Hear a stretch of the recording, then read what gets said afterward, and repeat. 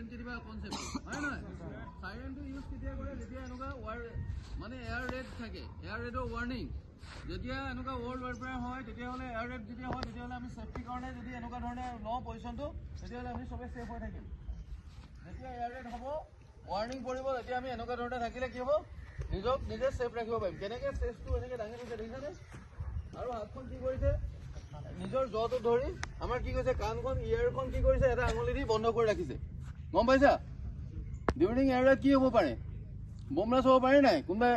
এনিমেটিক হ'ব পাৰে নাই ইনচিনেৰি বম এনেকুৱা USB এনেকুৱা যদি পেলায় তেতিয়াহ'লে কি হ'ব পাৰে এনেকৈ যদি থাকোঁ আমি কি হ'ব নিজক নিজে বচাব পাৰিম বুজিলা এতিয়া মই শুনিছোঁ মানে চবে পজিশ্যন ল'ব পজিশ্যনটো ইয়াত দেখাই থোৱা আছে ডেমো আকাৰে চাই ল'বা হা